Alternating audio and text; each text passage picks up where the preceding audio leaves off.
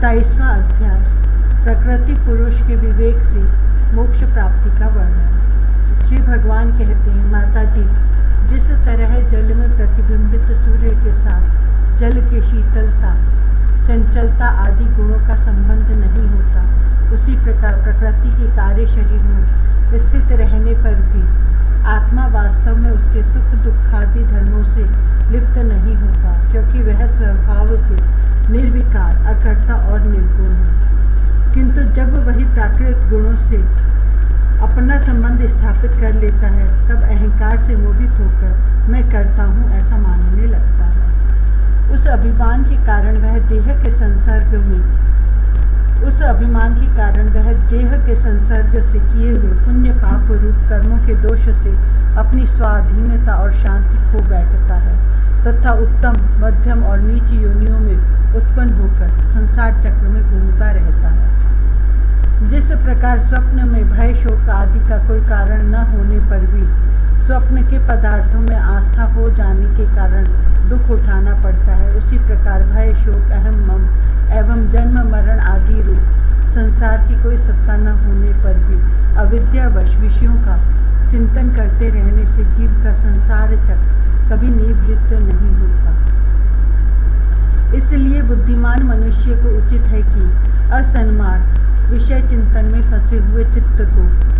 तीव्र भक्ति योग और वैराग्य के द्वारा धीरे धीरे अपने वश में लावे। यम आदि योग साधनों के द्वारा श्रद्धा पूर्वक अभ्यास, चित्त को बारंबार एकाग्र करते हुए मुझ में सच्चा भाव रखने, मेरी कथा श्रवण करने, समस्त प्राणियों में समभाव रखने, किसी से वैर न करने, आसक्ति के त्याग,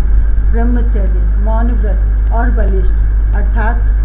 भगवान को समर्पित किए हुए स्वधर्म से जिसे ऐसी स्थिति प्राप्त हो गई है कि प्रारब्ध के अनुसार जो कुछ मिल जाता है उसी में संतुष्ट रहता है, परिमित भोजन करता है, सदा एकांत में रहता है, शांत स्वभाव है, सबका मित्र है, दयालु और धैर्यवान है, प्रकृति और पुरुष के वास्तविक स्वरूप के अनुभव से प्राप्त हुए तत्व ज्ञान के कारण स्त्री पुत्र आदि संबंधियों के सहित इस देह में मेरेपन का मिथ्या अभिनिवेश नहीं करता, बुद्धि की जागृत आदि अवस्थाओं से भी अलग हो गया है तथा परमात्मा के सिवा और कोई वस्तु नहीं देखता। वह आत्मदर्शी मुनि नेत्रों से सूर्य को देखने की भांति अपने शुद्ध अंतःकरण द्वारा परमात्मा का साक्षात्कार कर उस अद्वितीय ब्रह्म पद को प्राप्त हो जाता है, जो देह आदि संपूर्ण उपाधियों से पृथक, अहंकार आदि मिथ्या वस्तुओं में सत्य रूप से भासने वाला, जगत कारणभूता प्रकृति का अधिष्ठान, महद आदि कार्यवर्ग का प्रकाशक और कार्य कारण रूप संपूर्ण पदार्थों में व्याप्त है। जिस प्रकार जल में पड़ा हुआ सूर्य का प्रतिबिंब दीवार पर पड़े हुए अपने आभास के संबंध से देखा जाता है और जल में दिखने वाला प्रतिबिंब से आकाश स्थित सूर्य का ज्ञान होता है, उसी प्रकार वैकारिक आदि भेद से तीन प्रकार का अहंकार देह, इंद्रिय और मन में स्थित अपने प्रतिबिंबों से लक्षित होता है और फिर सत परमात्मा के प्रतिबिंब युक्त उस अहंकार के द्वारा सत्य ज्ञान स्वरूप परमात्मा का दर्शन होता है, जो सुषुप्ति के समय निद्रा से शब्द आदि भूत सूक्ष्म इंद्रिय और मन बुद्धि आदि के अव्याकृत में लीन हो जाने पर स्वयं जागता रहता है और सर्वथा अहंकार शून्य है।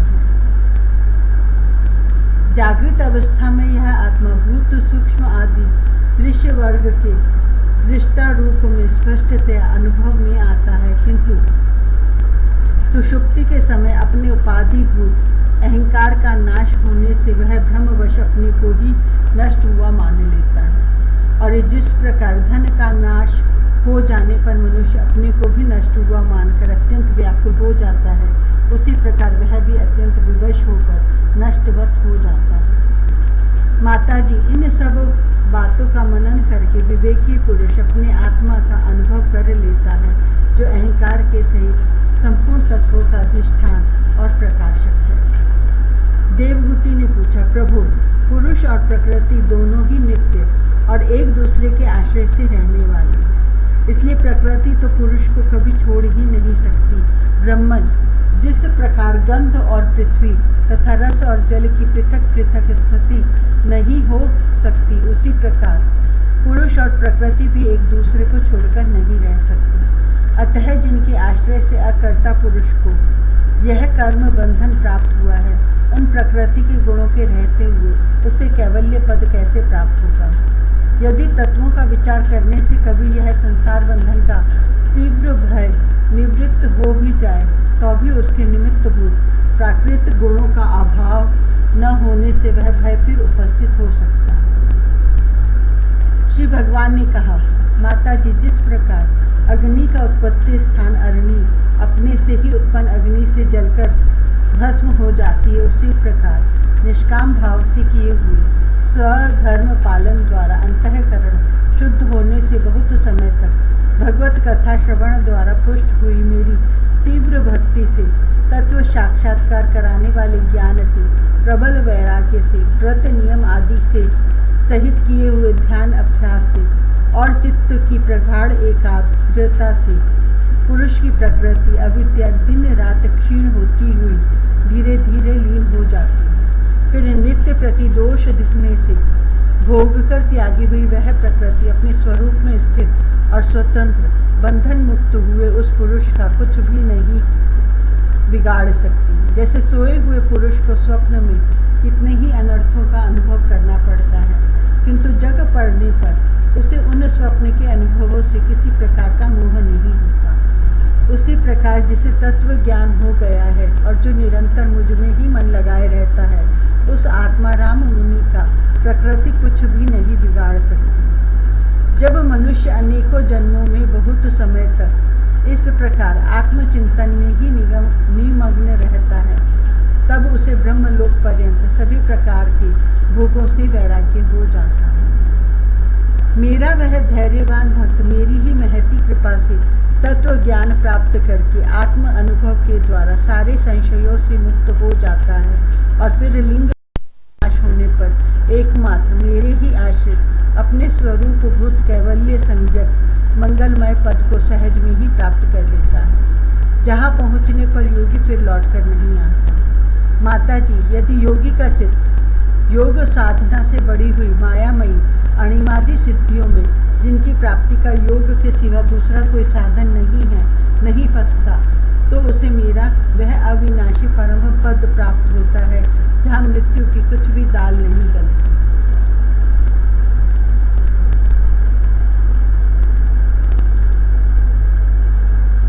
28वां अध्याय अष्टांग योग की विधि। कपिल भगवान कहते हैं, अब मैं तुम्हें सबीज ध्येय स्वरूप के आलंबन से योग का लक्षण बताता हूँ, जिसके द्वारा चित्त शुद्ध एवं प्रसन्न होकर परमात्मा के मार्ग में प्रवृत्त हो जाता है। यथाशक्ति शास्त्र विहित स्वधर्म का पालन करना तथा शास्त्र विरुद्ध आचरण का परित्याग करना, प्रारब्ध के अनुसार जो कुछ मिल जाए उसी में संतुष्ट रहना, आत्मज्ञानियों के चरणों की पूजा करना, विषय वासनाओं को बढ़ाने वाले कर्मों से दूर रहना, संसार बंधन से छुड़ाने वाले धर्मों में प्रेम करना, पवित्र और परिमित भोजन करना, निरंतर एकांत और निर्भय स्थान में रहना, मन वाणी और शरीर से किसी जीव को न सताना, सत्य बोलना, चोरी न करना, आवश्यकता से अधिक वस्तुओं का संग्रह न करना, ब्रह्मचर्य का पालन करना, तपस्या करना, धर्म पालन के लिए कष्ट सहना, बाहर भीतर से पवित्र रहना, शास्त्रों का अध्ययन करना, भगवान की पूजा करना, वाणी का संयम करना, उत्तम आसनों का अभ्यास करके स्थिरता पूर्वक बैठना, धीरे धीरे प्राणायाम के द्वारा श्वास को जीतना, इंद्रियों को मन के द्वारा विषयों से हटाकर अपने हृदय में ले जाना, मूलाधार आदि किसी एक केंद्र में मन के सहित प्राणों को स्थिर करना, निरंतर भगवान की लीलाओं का चिंतन और चित्त को समाहित करना, इनसे तथा व्रत दान आदि दूसरे साधनों से भी सावधानी के साथ प्राणों को जीतकर बुद्धि के द्वारा अपने कुमार्गगामी दुष्ट चित्त को धीरे धीरे एकाग्र करें, परमात्मा के ध्यान में लगा। पहले आसन को जीते, फिर प्राणायाम के अभ्यास के लिए पवित्र देश में कुश, मृग चर्म आदि से युक्त आसन बिछाओ। उस पर शरीर को सीधा और स्थिर रखते हुए सुखपूर्वक बैठकर अभ्यास करो। आरंभ में पूरक, कुंभक और रेचक क्रम से तथा इसके विपरीत रेचक, कुंभक और पूरक करके प्राण के मार्ग का शोधन करें, जिससे चित्त स्थिर और निश्चल हो जाए। जिस प्रकार वायु और अग्नि से तपाया हुआ सोना अपने मल को त्याग देता है, उसी प्रकार जो योगी प्राण वायु को जीत लेता है, उसका मन बहुत शीघ्र शुद्ध हो जाता है। अतः योगी को उचित है कि प्राणायाम से वात, पित्त आदि जनित दोषों को, धारणा से पापों को, प्रत्याहार से विषयों के संबंध को और ध्यान से भगवत विमुख करने वाले राग, द्वेष आदि दुर्गुणों को दूर करें। जब योग का अभ्यास करते करते चित्त निर्मल और एकाग्र हो जाए, तब नासिका के अग्र भाग में दृष्टि जमाकर इस प्रकार भगवान की मूर्ति का ध्यान करें। भगवान का मुख कमल आनंद से प्रफुल्ल है, नेत्र कमल कोश के समान रत्नारी है, शरीर नील कमल दल के समान श्याम है, हाथों में शंख, चक्र और गदा धारण, कमल की केसर के समान पीला रेशमी वस्त्र लहरा रहा है, वक्षः स्थल में श्रीवत्स चिन्ह है और गले में कौस्तुभ मणि झिलमिला रही है। वनमाला चरणों तक लटकी हुई है, जिसके चारों ओर भौरे सुगंध से मतवाले होकर मधुर गुंजार कर रहे हैं। अंग प्रत्यंग में महामूल्य हार, कंकड़, किरीट, भुजबंद और नुपुर आदि आभूषण विराजमान है। कमर में करधनी की लड़ियां उसकी शोभा बढ़ा रही है।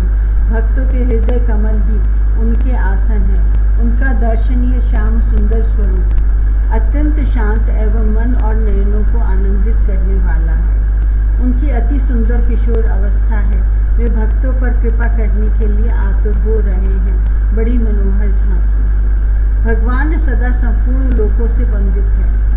उनका पवित्र यश परम कीर्तनीय है और वे राजा, बलि आदि परम यशस्वियों के भी यश को बढ़ाने वाले हैं। इस प्रकार श्री नारायण देव का संपूर्ण अंगों के सहित तब तक ध्यान करें जब तक चित्त वहां से हटे नहीं। भगवान की लीलाएं बड़ी दर्शनीय हैं। अतः अपनी रुचि के अनुसार खड़े हुए, चलते हुए, बैठे हुए, पौधे हुए अथवा अंतर्यामी रूप में स्थित हुए उनके स्वरूप का विशुद्ध भावयुक्त चित्त से चिंतन करें। इस प्रकार योगी जब यह अच्छी तरह देख ले कि भगवत विग्रह में चित्त की स्थिति हो गई, तब वह उनके समस्त अंगों में लगे हुए चित्त को विशेष रूप से एक एक अंग में लगा। भगवान के चरण कमलों का ध्यान करना चाहिए। वे वज्र, अंकुश, ध्वजा और कमल के मंगलमय चिन्हों से युक्त हैं तथा अपने उभरे हुए लाल लाल शोभामय नखचंद्र मंडल की चंद्रिका से ध्यान करने वालों के हृदय के अज्ञान रूप घोर अंधकार को दूर कर देते हैं। इन्हीं की धोवन से नदियों में श्रेष्ठ श्री गंगा जी प्रकट हुई थी, जिनके पवित्र जल को मस्तक पर धारण करने के कारण स्वयं मंगल रूप श्री महादेव जी और भी अधिक मंगलमय हो गए। ये अपना ध्यान करने वालों के पाप रूप पर्वतों पर छोड़े हुए इंद्र के वज्र के समान है। भगवान के इन चरण कमलों का चिरकाल तक चिंतन करें। भव भय हारी जन्म श्री हरि की दोनों पिंडलियों एवं घुटनों का ध्यान करें, जिनको विश्व विधाता ब्रह्मा जी की माता सुरवंदिता कमल लोचना लक्ष्मी जी अपनी जांघों पर रखकर अपने कांतिमान कर किसलयों की कांति से लाड़ लड़ाती रहती हैं। भगवान की जांघों का ध्यान करें, जो अलसी के फूल के समान नील वर्ण और बल की निधि है तथा गरुड़ जी की पीठ पर शोभायमान है। भगवान के नितंब बिंब का ध्यान करें, जो एड़ी तक लटके हुए पीताम्बर से ढका हुआ है और उस पीताम्बर के ऊपर पहनी हुई सुवर्णमयी करधनी की लड़ियों का आलिंगन कर रहा है। संपूर्ण लोकों के आश्रय स्थान भगवान के उदर देश में स्थित नाभि सरोवर को ध्यान करें। इसी में से ब्रह्मा जी का आधारभूत सर्वलोकमय कमल प्रकट हुआ है। फिर प्रभु के श्रेष्ठ मरकतमणि सदृश दोनों स्तनों का चिंतन करें, जो वक्षः स्थल पर पड़े हुए शुभ्र हारों की किरणों से गौर वर्ण जान पड़ते हैं। इसके पश्चात भगवान इसके पश्चात पुरुषोत्तम भगवान के वक्षः स्थल का ध्यान करें, जो महालक्ष्मी का निवास स्थान और लोगों के मन एवं नेत्रों को आनंद देने वाला है। फिर संपूर्ण लोगों के वंदनीय भगवान के गले का चिंतन करें, जो मानो कौस्तुभ मणि की भी कौस्तुभ मणि को भी सुशोभित करने के लिए ही उसे धारण करता है। समस्त लोकपालों की आश्रयभूता भगवान की चारों भुजाओं को ध्यान करें, जिनमें धारण किए हुए कंकड़ आदि आभूषण समुद्र मंथन के समय मंदराचल की रगड़ से और भी उजले हो गए हैं। इसी प्रकार जिसके तेज को सहन नहीं किया जा सकता, उस सहस्र धारों वाले सुदर्शन चक्र का तथा उनके कर कमल में राजहंस के समान विराजमान शंख का चिंतन करें। फिर विपक्षी वीरों के रुधिर से सनी हुई प्रभु की प्यारी कौमोद की कथा का, भौरों के शब्द से गुंजायमान वनमाला का और उनके कंठ में सुशोभित संपूर्ण जीवों के निर्मल तत्व रूप कौस्तुभ मणि का ध्यान करें। भक्तों पर कृपा करने के लिए ही यहाँ साकार रूप धारण करने वाले श्री हरि के मुख कमल का ध्यान करें, जो सुगढ़ नासिका से सुशोभित है और झिलमिलाते हुए मकराकृत कुंडलों के हिलने से अतिशय प्रकाशमान स्वच्छ कपोलों के कारण बड़ा ही मनोहर जान पड़ता है। काली काली घुंघराली अलकावली से मंडित भगवान का मुखमंडल अपनी छवि के द्वारा भ्रमरों से सेवित कमल कोश का भी तिरस्कार कर रहा है, और उसके कमल सदृश विशाल एवं चंचल नेत्र उस कमल कोश पर उछलते हुए मछलियों के जोड़े की शोभा को मात कर रहे हैं। उन्नत भ्रूलताओं से सुशोभित भगवान के ऐसे मनोहर मुखार विंद की मन में धारणा करके आलस्य रहित हो उसी का ध्यान करें। हृदय गुहा में चिरकाल तक भक्ति भाव से भगवान के नेत्रों की चितवन का ध्यान करना चाहिए, जो कृपा से और प्रेम भरी मुस्कान से क्षण क्षण अधिकाधिक बढ़ती रहती है, विपुल प्रसाद की वर्षा करती रहती है और भक्तजनों के अत्यंत घोर तीनों तापों को शांत करने के लिए ही प्रकट हुई है। श्री हरि का हास्य प्रणत जनों के तीव्र से तीव्र शोक के अश्रु सागर को सुखा देता है और अत्यंत उदार है। मुनियों के हित के लिए कामदेव को मोहित करने के लिए ही अपनी माया से श्री हरि ने अपने भ्रूमंडल को बनाए हैं, उनका ध्यान करना चाहिए। अत्यंत प्रेमाद्र भाव से अपने हृदय में विराजमान श्री हरि के खिलखिलाकर हंसने का ध्यान करें, जो वस्तुतः ध्यान के ही योग्य है और जिसमें ऊपर और नीचे के दोनों होंठों की अत्यधिक अरुण कांति के कारण उनके कुंदकली के समान शुभ्र छोटे छोटे दांतों पर लालिमा सी प्रतीत होने लगी है। इस प्रकार ध्यान में तन्मय होकर उनके सिवा किसी अन्य पदार्थ को देखने की इच्छा न करें। इस प्रकार के ध्यान के अभ्यास से साधक का श्री हरि में प्रेम हो जाता है, उसका हृदय भक्ति से द्रवित हो जाता है, शरीर में आनंद अतिरेक के कारण रोमांच होने लगता है, उत्कंठा जनित प्रेमाश्रुओं की धारा से वह बारंबार अपने शरीर को नहलाता है और फिर मछली पकड़ने के कांटे के समान श्री हरि को अपनी ओर आकर्षित करने के साधन रूप अपने चित्त को भी धीरे धीरे ध्येय वस्तु से हटा लेता है। जैसे तेल आदि के चुक जाने पर दीप शिखा अपने कारण रूप तेजस तत्व में लीन हो जाती है, वैसे ही आश्रय विषय और राग से रहित मन शांत ब्रह्म आकार हो जाता है। इस अवस्था के प्राप्त होने पर जीव गुण प्रवाह रूप देह आदि उपाधि के निवृत्त हो जाने के कारण ध्याता ध्येय आदि विभाग से रहित एक अखंड परमात्मा को ही सर्वत्र अनुगत देखता है। योग अभ्यास से प्राप्त हुई चित्त की इस अविद्या रूप लय रूप निवृत्ति से अपनी सुख दुख रहित ब्रह्म रूप महिमा में स्थित होकर परमात्मा तत्व का साक्षात्कार कर लेने पर वह योगी जिस सुख दुख के भोक्तृत्व को पहले अज्ञानवश अपने स्वरूप में देखता था, उसे अब अविद्याकृत अहंकार में ही देखता है। जिस प्रकार मदिरा के मद से मतवाले पुरुष को अपनी कमर पर लपेटे हुए वस्त्र के रहने या गिरने की कुछ भी सुधि नहीं रहती, उसी प्रकार चरम अवस्था को प्राप्त हुए सिद्ध पुरुष को भी अपनी देह के बैठने उठने अथवा दैववश कहीं जाने या लौट आने के विषय में कुछ भी ज्ञान नहीं रहता, क्योंकि वह अपने परमानंदमय स्वरूप में स्थित है। उसका शरीर तो पूर्व जन्म के संस्कारों के अधीन है, अतः जब तक उसका आरंभक प्रारब्ध शेष है तब तक वह इंद्रियों के सहित जीवित रहता है। किंतु जिसे समाधि पर्यंत योग की स्थिति प्राप्त हो गई है और जिसने परमात्मा तत्व को भी भलीभांति जान लिया है, वह सिद्ध पुरुष पुत्र कलत्र आदि के सहित इस शरीर को स्वप्न में प्रतीत होने वाले शरीरों के समान फिर स्वीकार नहीं करता, फिर उसमें अहंता ममता नहीं रखता, फिर उसमें अहंता ममता नहीं करता। जिस प्रकार अत्यंत स्नेह के कारण पुत्र और धन आदि में भी साधारण जीवों की आत्मबुद्धि रहती है, किंतु थोड़ा सा विचार करने से ही वे उनसे स्पष्टतः अलग दिखाई देते हैं, उसी प्रकार जिन्हें यह अपना आत्मा मान बैठा है, उन देह आदि से भी उनका साक्षी पुरुष पृथक ही है। जिस प्रकार जलती हुई लकड़ी से, चिंगारी से, स्वयं अग्नि से ही प्रकट हुए धुएं से अथवा अग्नि रूप मानी जाने वाली उस जलती हुई लकड़ी से भी अग्नि वास्तव में पृथक ही है, उसी प्रकार भूत, इंद्रिय और अंतःकरण से उनका साक्षी आत्मा अलग है, तथा जीव कहलाने वाले उस आत्मा से भी ब्रह्म भिन्न है और प्रकृति से उसके संचालक पुरुषोत्तम भिन्न है।